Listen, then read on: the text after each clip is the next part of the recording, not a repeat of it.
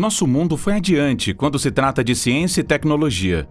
A pesquisa que fizemos, as descobertas que estamos fazendo e as ferramentas e invenções vencedoras de registros usadas para fazer essas descobertas e explorações criaram o mundo em que vivemos hoje. Algumas dessas descobertas têm sido datadas e trabalhadas por uma média de mais de 50 anos. Até o momento, mais observações, testes e inovações estão sendo feitos para melhorar e aprofundar as melhorias nestes projetos. Entre estes projetos que estão sendo trabalhados está a fusão nuclear. Em uma média de 50 anos, a fusão nuclear tem sido realizada há anos. Os cientistas continuaram pesquisando a energia nuclear e tentando encontrar maneiras de aproveitar essa energia para servir a outros propósitos. Com o passar do tempo, os pesquisadores continuaram avançando na pesquisa, encontrando maneiras e construindo equipamentos de ponta para que pudessem avançar ainda mais na pesquisa sobre fusão nuclear. Agora, eles fizeram um grande avanço. Qual foi o marco alcançado por esses cientistas? Como isso funciona? E de que forma esse avanço os ajudará a ir mais longe em suas pesquisas? Junte-se a nós enquanto exploramos o grande avanço descoberto na fusão nuclear, após décadas de pesquisa. A fusão nuclear, nosso tópico de hoje, é o processo no qual dois núcleos atômicos leves são formados para criar um único núcleo mais pesado e ao mesmo tempo liberar uma tremenda quantidade de energia. A reação de fusão ocorre em um estado de matéria chamado plasma. O plasma é um gás quente e carregado feito de íons positivos e elétrons de movimento livre, com propriedades únicas feitas de líquidos, sólidos e gases. Esta reação é alimentada pelo Sol e por todas as outras estrelas combinadas. E para fundir isso em nosso Sol, os núcleos teriam que colidir a temperaturas incrivelmente altas a uma taxa de 10 milhões de graus Celsius. O impacto desta temperatura lhes fornece energia suficiente para ajudá-los a superar a sua repulsão elétrica mútua. Uma vez que os núcleos estejam ao redor uns dos outros a uma distância muito próxima, a atrativa força nuclear entre eles superaria a repulsão elétrica, permitindo que eles se fundissem. E para que eles conseguissem isso, os núcleos devem ser confinados dentro de um pequeno espaço para aumentar as suas chances de colisão.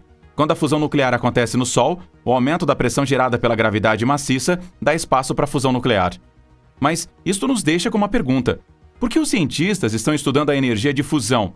Desde que a teoria de fusão nuclear foi proposta e compreendida há décadas atrás, nos anos 30, vários cientistas, físicos e até mesmo engenheiros têm procurado recriar algo semelhante e aproveitá-lo ainda mais. E neste caso, a razão pela qual a busca pela recriação da fusão nuclear aqui na Terra é porque se os cientistas forem capazes de aproveitar a energia na Terra em escala industrial, o seu resultado traria mais energia e segura, sem limites, limpa e acessível para o mundo inteiro, tornando a Terra, portanto, um lugar melhor para a humanidade viver.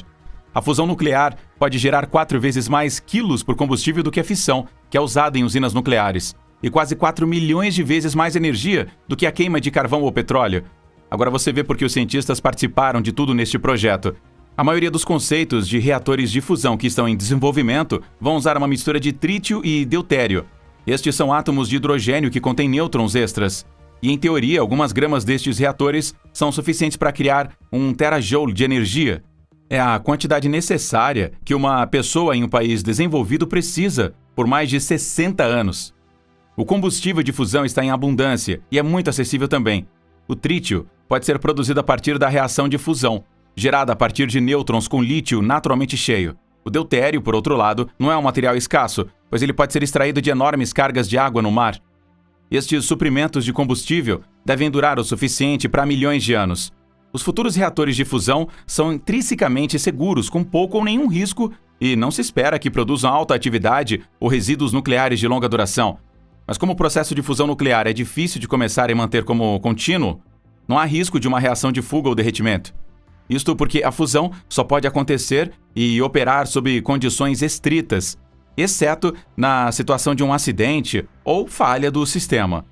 Se qualquer falha ocorrer, o plasma terminará naturalmente por perder sua energia quase imediatamente e se dissipará antes que o reator sofra qualquer dano. Outra coisa importante sobre a fusão nuclear é que ela não emite dióxido de carbono ou qualquer forma de gás de efeito estufa para a atmosfera terrestre.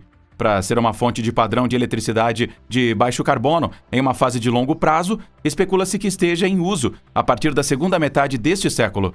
Atualmente, pesquisas de física de plasma e fusão nuclear estão sendo realizadas em mais de 50 países, e as reações de fusão foram produzidas com sucesso a partir do conjunto de testes que foram realizados, embora sem gerar mais energia do que é necessária para iniciar o processo de reação. Os pesquisadores têm criado diferentes máquinas e projetos baseados em ímãs, nos quais a fusão ocorre. Máquinas como tokamaks e stellarators foram inventadas e ainda existem outros métodos que requerem dispositivos lineares, lasers e combustíveis avançados. Uma vez nós pensamos em quanto tempo levaria para a preparação da energia de fusão ser concluída, já que a mobilização de recursos foi analisada através de parcerias e colaboração global. O quão rápido a indústria vai crescer e também validar e qualificar as tecnologias de fusão emergentes. E uma outra questão válida é o desenvolvimento da infraestrutura nuclear a ser usada para a fusão, como os padrões, requisitos necessários e boas práticas que trariam a atualização desta futura fonte de energia. Entretanto, um grande avanço foi registrado após muitas décadas de pesquisa de fusão por confinamento inercial, e o resultado de mais de 1,3 megajoules foi registrado pela primeira vez em 8 de agosto do ano de 2021. Esta descoberta catapultou os cientistas do Laboratório Nacional Lawrence Livermore, o National Ignition Facility, NIF, e colocou-os no limiar do ganho de fusão e alcançou a ignição científica. Durante o aniversário de um ano deste enorme marco que foi alcançado, um artigo foi publicado em cartas de revisão física e mais de 1.000 autores foram incluídos para reconhecer e apreciar os indivíduos que se esforçaram nas últimas décadas para alcançar este marco. O recorde foi um grande avanço científico na pesquisa de fusão, que estabelece que a ignição por fusão no laboratório é possível no NIF, disse Omar Hurricane, o cientista-chefe do programa de fusão por confinamento inercial da LLNL. Atingir as condições necessárias para a ignição tem sido um objetivo de longa data para todas as pesquisas de fusão por confinamento inercial e abre acesso a um novo regime experimental onde o autoaquecimento das partículas alfa ultrapassa todos os mecanismos de resfriamento no plasma de fusão. Todos os resultados de realização foram detalhados nos trabalhos e também incluíram o projeto, melhorias feitas e recursos práticos adicionados. O físico do Laboratório Nacional Lawrence Livermore, Alex Zylstra, o principal experimentalista e primeiro autor do artigo experimental Physical Review E, diz que em 2020 e no início de 2021, o laboratório conduziu experimentos no período de queima de plasma pela primeira vez. Estes foram os eventos que prepararam o cenário para o lançamento do recorde. Ele diz que várias melhorias foram feitas naquele projeto para que a injeção fosse feita em 8 de agosto de 2021. Ele também acrescentou que melhorias no projeto físico e na qualidade do alvo foram os fatores que ajudaram a levar ao sucesso do tiro de agosto, que foi discutido nos artigos da Physical Review E. A física da LLNL, Annie Critcher, designer líder e primeira autora do artigo de Design Physical Review E, também comentou sobre o experimento realizado.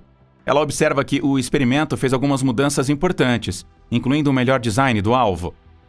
Ela observou que o movimento deles de reduzir o tempo de duração com roll-rounds mais eficientes em comparação com os experimentos anteriores foi o principal fator na movimentação entre o plasma queimando e os regimes de ignição. Outras mudanças principais foram a melhoria de qualidade das cápsulas e um tubo de combustível menor. Desde que o experimento foi realizado em agosto do ano passado, os pesquisadores têm mantido mais experimentos para repetir a apresentação e compreender melhor essa capacidade de resposta. Critcher comentou ainda, dizendo que muitas variáveis podem impactar cada experimento e que os 192 feixes de laser não realizam exatamente a forma exata de disparo a disparo, já que a qualidade dos alvos varia.